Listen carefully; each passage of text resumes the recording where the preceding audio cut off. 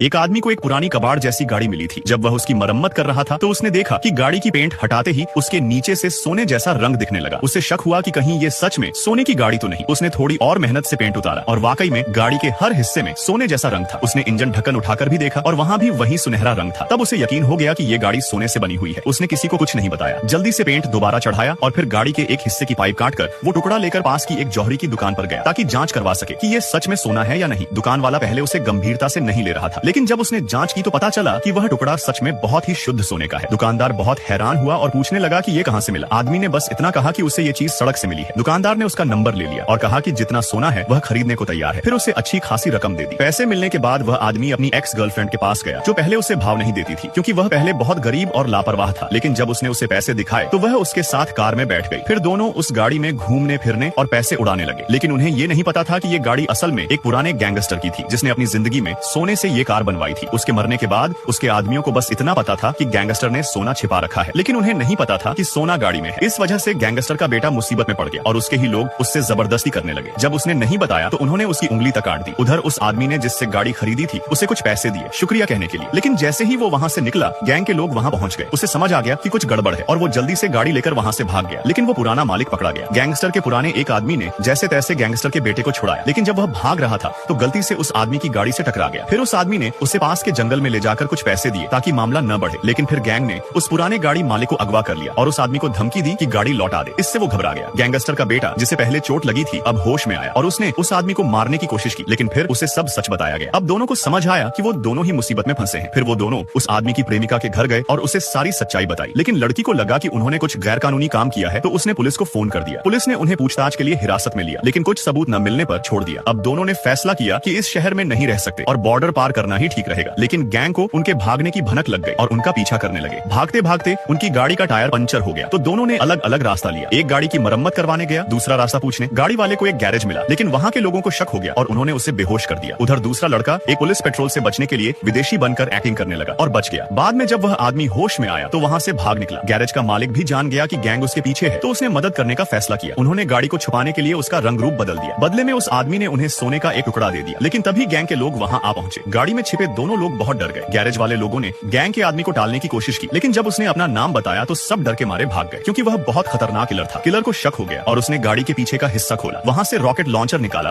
और गैरेज पर हमला कर दिया। दोनों वहाँ से भाग निकले, लेकिन किलर ने उनका पीछा किया और गोलियां चलानी शुरू कर दी। भागते भागते उनकी गाड़ी एक पहाड़ी से नीचे जा गिरी और पानी में जा गिरी। किलर को लगा कि दोनों मर गए होंगे, लेकिन तभी वहाँ आर्मी आ गई और उसे पकड़ लिया। असल में गोलीबारी की आवाज से आर्मी वहाँ आ गई थी। उधर दोनों आदमी बच गए और समुद्र पार किसी दूसरे देश में पहुंच गए। वहाँ उन्होंने गाड़ी को बाहर निकाला और अब आराम की